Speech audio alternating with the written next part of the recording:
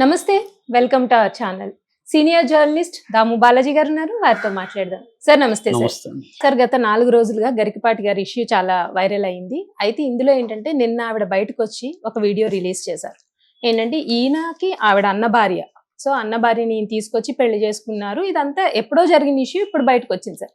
అయితే ఏంటంటే అసలు ఈయన ఇన్ని ప్రవచనాలు చెప్తూ ఇలా చేస్తూ ఈయన ఇలా చేయడం ఏంటి అనేది ఇప్పుడు కామన్ పీపుల్ ఎక్కువగా మాట్లాడుకుంటున్నారు. అసలు ఈ ఇష్యూని మీరు ఎలా మాట్లాడతారు సార్? ఎలా తీసుకుంటారు? ఎలా చెప్తారు మీరు? గరికపాటి నరసింహారావు ఆయన చాలా ఫేమస్, మనందరికీ తెలుసు. రెండోది ఏంటంటే గరికపాటికి ఒక యూనిక్ ఐడెంటిటీ ఉంది. మిగతా ప్రవచనకారులు ఏంటంటే ఎక్కువగా దేవుడు, భక్తి, పాత సనాతన ధర్మము, సంప్రదాయాలు అవి ఎక్కువగా చెప్తారు ప్రవచనకారులు అంటే. కానీ ఈయన ఏంటంటే ఈయన కొంత తమిళ్ ట్రెడిషన్కి దగ్గరగా ఉంది. తమిళ్లో నేను చాలా వీడియోలు చూస్తుంటా అప్పుడు. నాకు తమిళ్ ఇలాంటి వాళ్ళు వినడం ఇష్టం అనమాట. సుఖశివము, తర్వాత పర్వీన్ సుల్తానా, ఇలాంటి వాళ్ళు చాలామంది ఉన్నారు తమిళ్లో. కనీసం ఒక 20-30 మంది ఉంటారు. వాళ్ళు ప్రొఫెషనల్స్ అనమాట. వాళ్ళకి ఇంటర్నేషనల్గా తమిళ సమాజం వాళ్ళని తీసుకెళ్తుంటారు.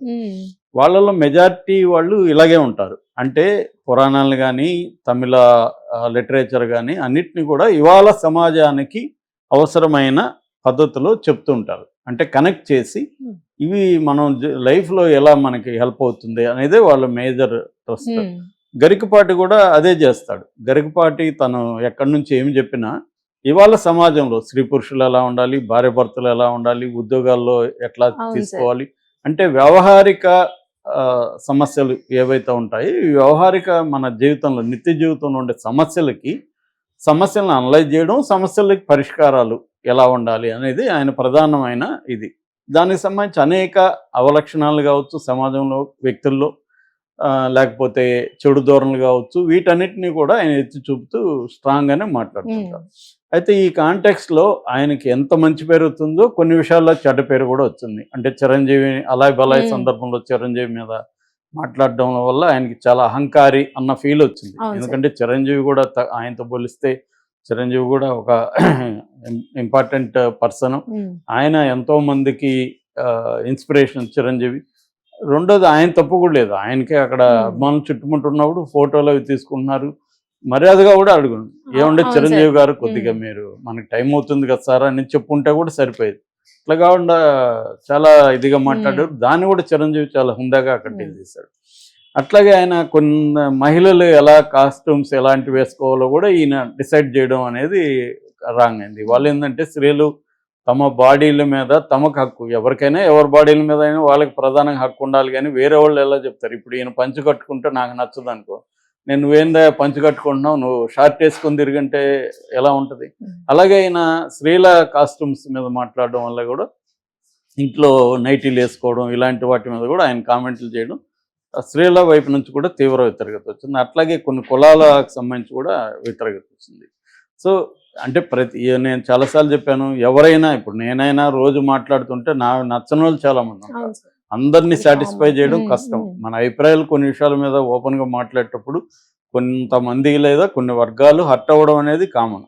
అది చర్చల వరకే ఉండాలి. ఇప్పుడు మహిళలు కూడా ఈయన మీద దాడులకు ఎవరు వెళ్ళాలి, వీడియోలు చేశారు, ఆయన తప్పు అన్నారు, ఆయన కూడా సారీ చెప్పాడు.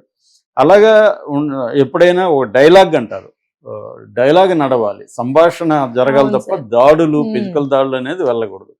సో ఈ కాంటెక్స్ట్లో ఇప్పుడు ఏమైందంటే రేవంత్ రెడ్డి ప్రభుత్వం ఈయనకు ఒక పదవి ఇవ్వాలనుకున్నది. ఆ పదవి ఏంటంటే ఇక్కడ స్పిరిచువల్ టూరిజాన్ని డెవలప్ చేయాలనేది రేవంత్ రెడ్డి అనుకుంటున్నాడు. గతంలో కూడా కేసీఆర్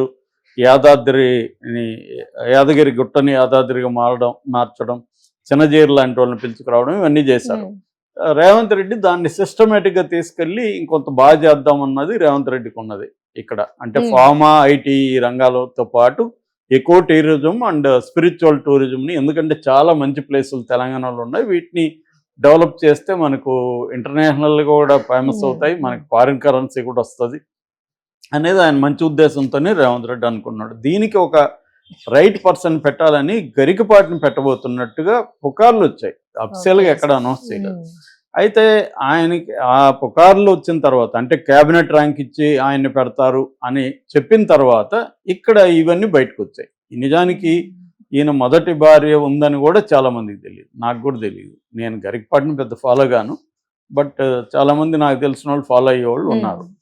సో ఆయనకి మొదటి భార్య వీడియో ఆమె నిజానికి 9 నెలలు ముందు చేసిన వీడియో సడన్గా ఇప్పుడు బయటకు వచ్చి సడన్గా ఈయన నెగిటివ్ యాంగిల్లో ఈయన్ని కేవలం భార్య విషయమే కాకుండా ఈయన 100 కోట్లు సంపాదించాడని, ఈయనకి కాలేజీలో పెట్టి అమ్మేశాడని, రకరకాల నెగిటివ్ అంశాలు ఈయన లైఫ్లో ఉన్నట్టుగా బయటికి తీసుకొస్తూ మాట్లాడడం. దీని వెనక ఒక వాదన ఏంటంటే మేబీ ఇన్ని ఒక ఆంధ్ర వ్యక్తిని తెలంగాణలో ఎకో టూరిజం స్పిరిచువల్ టూరిజానికి ఎందుకు పెట్టాలి అడ్వైజర్గా, ఇక్కడ ఎవరు లేరా అన్న వాదన ఉంది. అది కూడా కరెక్టే, ఎందుకంటే ఇప్పుడు గతంలో కేసీఆర్ అదే విమర్శలు ఎదుర్కొన్నాడు. ఇక్కడ తెలంగాణ రాష్ట్రం కొట్లాడింది ఎందుకు, మన స్వయం ప్రతిపత్తి ఉండాలి ఇక్కడ అని, ఆంధ్ర వలస పాలనకు వ్యతిరేకంగా, తమ సంస్కృతికి పైన ఆంధ్ర వాళ్ళ దాడులకు వ్యతిరేకంగా కదా ఇవన్నీ జరిగాయి. ఇప్పుడు మళ్ళీ వాళ్ళనే తీసుకొచ్చి అంటే మన సంస్కృతిని గైడ్ చేసేయాల్సిన వాళ్ళే గైడ్ చేయాలన్నా, ఇక్కడ ఊరు లేరా అంటే కరెక్టే అది ఆ ప్రశ్న. రేవంత్ రెడ్డి కూడా ఆలోచించుకోవాలి, ఇక్కడ ఊరు లేరా, స్పిరిచువల్ టూరిజం డెవలప్ చేయడానికి అడ్వైజ్ ఇచ్చేవాళ్ళే తెలంగాణలో లేరా అనేది ఆశ్చర్యకరమైన అంశమే. కాబట్టి అది వ్యాలిడ్ డిస్కషన్. దీనివల్ల ఏమవుతుందంటే ఈయన్ని నెగిటివ్గా చేస్తే రేవంత్ రెడ్డి పని చేయడు, ధైర్యం చేయడు, ఈయన పెట్టడం అన్న ఒక యాంగిల్ ఏమైనా ఉందా అన్న ఇదైతే కనిపిస్తుంది. ఏదేమైనా ఇప్పుడు ఏమైందంటే ఆయన అయితే సమాధానం చెప్పుకోవాలి తన మీద, ఎందుకంటే ఆయన అందరినీ అడుగుతుంటాడు, ధైర్యంగా రండి మీరు మాట్లాడాలి అవన్నీ ఆయన చాలా ఇదిగా మాట్లాడుతున్నప్పుడు తన విషయం వచ్చినప్పుడు ఆయన రావాలి. కానీ ఆయన వారం నుంచి జరుగుతున్నా ఇప్పటివరకు అయితే రాలేదు. మరి ఆయన వైపు ఉన్న కారణాలు మనకు తెలియదు, మేబీ వస్తాడు అనుకుంటున్నా. సో ఇప్పుడు వాళ్ళ భార్య ఎప్పుడో మొదటి భార్య ఆమె కామేశ్వరి, రెండో భార్య శారద. మొదటి భార్య ఎప్పుడో విడిపోయారు, 20 ఏళ్ళు అయినాయో 15 years అయినాయో విడిపోయారు. సో ఆ 15 years ముందు విడిపోయిన ఆమె 9 months బ్యాక్ ఒక వీడియో చేసింది. ఆ వీడియోని పెట్టుకొని ఈయన మీద నెగిటివ్ చేశారు. దీంతో ఆమె నిన్న మళ్ళీ ఒక వీడియో చేసింది, దాదాపు 37 నిమిషాలు ఉంది, నేను మొత్తం చూశాను. ఆమె ప్రధానంగా ఏంటంటే ముల్లపూడి సత్యనారాయణ మూర్తి అని ఆయన లెక్చరర్ అనుకుంటా. సో ఆయన మీద చేసింది. ఆయన ఒక వీడియో చేస్తే ఆయన తన గురువు అయిన గరికపాటిని సపోర్ట్ చేస్తూ ఆయనకు వీడియో చేశాడు. దానికి సమాధానంగా ఈమె వీడియో చేసింది.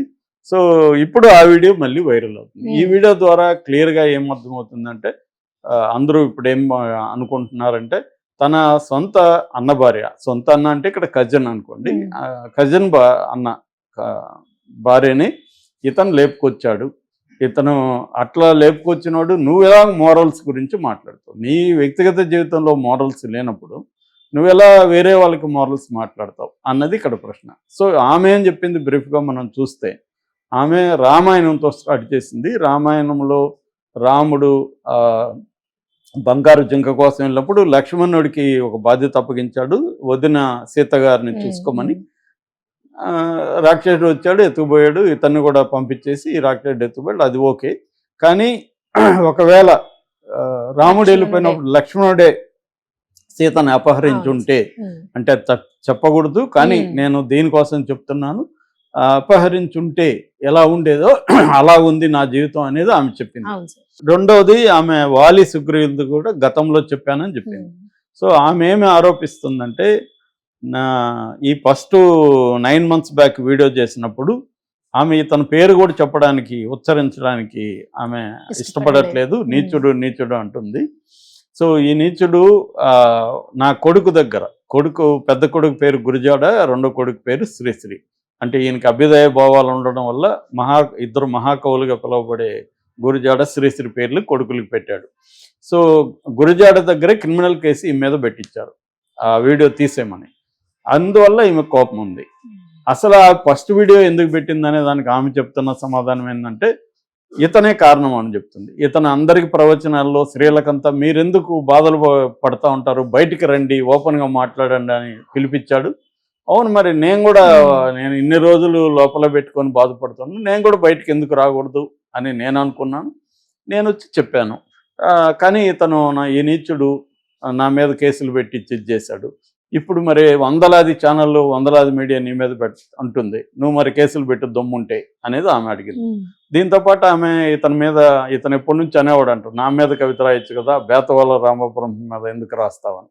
ఆ కవితలు కూడా 2 వినిపించింది. బేతవాళ్ళ రామబ్రహ్మం మీద ఈయన మీద రాయలే, ఈయన ఎప్పటి నుంచి అడుగుతుంటే ఇప్పుడు రాసింది. అదేంటంటే నెగిటివ్గా రాసింది, నువ్వెంత నీచుడు అన్నట్టుగా రాసింది. సో అది కూడా వివరించింది. దాంతోపాటు ఆమె ప్రధాన ఆరోపణ ఏంటంటే, నేనేదో నా పాటికి హాయిగా కాపురం చేసుకుంటున్నాను, నా భర్త వెంకటేశ్వరరావు ఇది ఆయన పేరు, నా భర్తతో ఈ నీచుడు నన్ను మాయ మాటలతో నన్ను లొంగ తీసుకొని నా దగ్గర విడాకుల పత్రం మీద సంతకం చేయించి నన్ను తీసుకొచ్చేసాడు. దీంతో నా ఇంట్లో వాళ్ళకి దూరం అయిపోయాను. నాకంటే చిన్నవాడితను, కానీ మాయ మాటలతో నన్ను లొంగ తీసుకొని నన్ను బయటికి తీసుకొచ్చేసాడు. తీసుకొచ్చినాక కనీసం పెళ్లి చేసుకొని ఉంటే అందరిని పిలిచి నాకు బాగుండేది, అది కూడా చేయలేదు. ఊరికి ఎక్కడో దండలు మార్పిచ్చి రహస్యంగా ఇచ్చేశాడు. సో నాకు పిల్లలు పుట్టారు. పిల్లలు పుట్టిన తర్వాత 12 ఏళ్ళు మాత్రం పిల్లల కోసం భరించాను. ఇతను శాడిస్టు, ఇతను నా మీద విపరీతమైన అనుమానం, పాలవాడితో మాట్లాడుతూ కూడా నీకు అప్పిస్తూ ఉంటాడు. అలాగా ఇతను టార్చర్ని భరించలేక నేను పిల్లల కోసం ఓపిక పట్టాను. పిల్లలు కొంత పెద్దవాళ్ళు అయినాక ఇంక నా వల్ల కాదని నేను అతనికి అప్పగించి బయటకు వచ్చేసాను. నేనే చెప్పాను అతనికి పెళ్లి చేసుకోమని. ఆయన శారద అనే ఆమెను చేసుకున్నాడు. ఆమె చాలా గొప్పది, నా బిడ్డల్ని బాగా చూసుకునింది. ఆ తర్వాత నేను ఎప్పుడు ఇంకా నేను రోజు పిల్లల గురించి పూజలు చేస్తూనే ఉంటాను, కానీ నేను ఎప్పుడు వెళ్ళలేదు. నా బతుకు నేను బతుకుతున్నాను అనేది ఆమె చెప్పింది ప్రధానంగా. అయితే ఇక్కడ ఆమె చెప్పిన దాంట్లో చాలామంది కామెంట్లు అంతా చూస్తే కూడా 95% కామెంట్లు ఆమెకు నెగిటివ్గా ఉంది, పాజిటివ్గా లేవు. సో దీనికి కారణం ఏంటంటే ఆమె కాంట్రడిక్టరీగా ఉంది ఆమె స్టేట్మెంట్లు. ఈమె పెద్దది, ఆయనకంటే పెద్దది, ఈమెకు పెళ్ళైన స్త్రీ, తన మరిది తనకంటే చిన్నవాడు, అతను మాయమాటలు చెప్తే నీ బుద్ధి ఏమైంది అనేది చాలామంది. అతను ట్రై చేసి ఉండొచ్చు, చాలామంది వదినలను ట్రై చేసే మరుదులు ఉంటారు. మరి వదినలకి ఏమవుతుంది బుద్ధి, నీకేమైంది? నువ్వు 2 చేతులే కలిస్తేనే కదా చెప్పట్లు, నువ్వు వెళ్ళకపోతే అతను బలవంతంగా ఏమైనా ఎత్తుకుపోయాడా? కాబట్టి నువ్వు వాలంటరీగా వెళ్ళి, నువ్వు ముందే అఫైర్ పెట్టుకున్నావు, అతనితో అఫైర్ పెట్టుకొని మళ్ళీ వెళ్ళిపోయావు, ఇప్పుడు అతన్ని నిందిస్తున్నావు అనేది చాలామంది అంటున్నారు. రెండోది శాడిజం, దీనికి ప్రూఫ్స్ ఏమి లేవు, ఆమె చెప్పిందే. మొత్తం మీద నీకు అతనికి కుదరలేదు, నువ్వు మరి పిల్లల్ని కూడా ఎందుకు వదిలేసి వచ్చావు? అతను నీచుడు అంటున్నావు కదా, అంత నీచుడి దగ్గర నీ పిల్లల్ని ఎలా వదిలేస్తావు? నువ్వెందుకు పిల్లల్ని తీసుకొని నీ దగ్గర కనీసం ఒక బాబుని అక్కడ వదిలి ఒక బాబు నీతో ఎందుకు ఉంచుకోలేకపోయావు? రెండో ప్రశ్న. మూడో ప్రశ్న, నిజంగా నీ మాతృప్రేమ అంత గొప్పది, రోజు పూజిస్తుంటే ఆ పిల్లల్ని నీ మీద ఎందుకు కేసు పెట్టాలి? ఇప్పుడు పెద్దవాళ్ళు కదా, మరి నువ్వు ఎప్పుడైనా పిల్లల కోసం మళ్ళైనా నువ్వు కనీసం వారంలో ఒకసారో నెలకు ఒకసారో పిల్లలతో గడపడము, పిల్లల మీద నీకు ప్రేమ ఉండాలి కదా, అది ఎక్కడా కనబడలేదు కదా. అంటే నీ వైపు కూడా ప్రాబ్లమ్స్ ఉన్నట్టే కదా. అతను ఇప్పుడు నీ గురించి బ్యాడ్గా ఎక్కడా చెప్పలేదు, నువ్వెందుకు ఇప్పుడు వచ్చి చెప్తున్నావు అనేది ఆమె మీద విమర్శలు. రెండోది, ఎప్పుడో అయిపోతే 15 years బ్యాక్ మీరు ఊడిపోతే ఇప్పుడు వచ్చి నువ్వు వీడియోలు ఎందుకు చేస్తున్నావు అనేది పాయింట్. రెండవది ఏంటంటే, ఆమె కాంట్రడిక్టరీగా ఎలా ఉందంటే, ఆయన మళ్ళీ ఒక పక్క పొగుడుతుంది, ఆయన విద్వత్తు గొప్పది అంటుంది, ఆయన మంచి ఖ్యాతి సంపాదించాడు, బిరుదులు సంపాదించాడు, డబ్బులు కూడా చెప్తున్నారు 100 మంచిదే, నా పిల్లలకే కదా వస్తుంది, అవన్నీ చెప్తుంది. మళ్ళీ ఆయన నిందిస్తుంది, మళ్ళీ ఛానల్లోనే నిందిస్తుంది. మీకేం పని పట్టలేదా, ఆయన మీద ఎందుకు మీరు మాట్లాడుతున్నారని ఛానల్లోనే తిడుతుంది, ఆయన్ని సపోర్ట్ చేస్తుంది. అంటే నాకు హక్కు ఉంది కానీ ఆయన తిట్టే హక్కు మీకు లేదంటుంది. ఇలాగ కొద్ది కాంట్రడిక్టరీగా ఉంటే కింద కామెంట్లు పెడుతున్నారు, ఈమె సైకాలజిస్ట్ని చూపించాలి, మైండ్ పోయింది అనేది కూడా పెడుతున్నారు. ఏదేమైనా ఆమె కొంత అంటే పెయిన్ వల్ల కావచ్చు, ఇప్పుడు అందరూ కూడా మనకి నచ్చినట్టే మాట్లాడాలని లేదు, లాజికల్గానే ఉండాలని లేదు. ఎమోషనల్గా ఉన్నప్పుడు లాజిక్స్ ఉండవు. చాలాసార్లు ఈ ద్వంద్వ ప్రవృత్తి ఉంటుంది. మనం విడిపోయినంత మాత్రాన్ని కంప్లీట్ ద్వేషం ఉండదు. లవ్ హేట్ రిలేషన్షిప్ అనేది అందరిలో ఉంటుంది. చాలాసార్లు అదే, నా భార్యని నేను కొడతా కానీ నువ్వు తిట్టకూడదు అంటాడు, నా మొగుడు నేను కొడతా కానీ నువ్వు ఎందుకు కొడతావు అని చాలా మంది నేను చూశాను రియల్ లైఫ్లో కూడా. ఈమె ఆయన కొడుతుంటుంది, మనం ఏదన్నా అతని జోలికైతే నువ్వెందుకు వస్తున్నావు అని మన మీదకి వస్తుంది. ఇవి కామనే. అటువంటి ఇదే ఏదేమైనా ఇప్పుడు ఈయన సమాధానాలు చెప్పుకోవాలి. నిజానికి అది కూడా వాళ్ళ మధ్య ఫేర్ ఏర్పడి ఉండొచ్చు, వాళ్ళు విడాకులు తీసుకొని బయటకు వచ్చి ఉండొచ్చు. మామూలుగా అయితే ఇవన్నీ సహజమైన విషయాలే. కాకపోతే ఈయన ఏంటంటే ఈ నీతులు ఇవన్నీ సమాజానికి చెప్తున్నాడు కాబట్టి నీ పర్సనల్ లైఫ్లో ఇలాంటివి ఉన్నాయి కదా అనేది ఇప్పుడు ఆయనకి వచ్చింది. దీనికి ఆయనే సమాధానం చెప్పాలి. వేరే అవును వాళ్ళు ఆయన తరపున చెప్తే కుదరదు, ఆయనే చెప్పాలి. చెప్తే కానీ, ఎందుకంటే లేకపోతే ఆయన క్రెడిబిలిటీ పడిపోతుంది. అంటే నువ్వు ఇలాగ పెట్టుకొని అదేదంటారు గురివింద గింజ అని, ఉమ్. నీ నలుపు పెట్టుకొని నువ్వు వేరే వాళ్ళ నలుపు సమాజంలో నలుపు ఎలా చూపిస్తావు? సో ఆయన ఓపెన్ అప్ అయిపోతే ఏముండదండి. ఓపెన్ అప్ అయిపోయి అవును సార్. అవును నేను అలా ఉమ్. జరిగింది, ఆ అనుభవాలతో నేను నేర్చుకున్నాను, నేను ఆ వయసులో తప్పు చేశాను,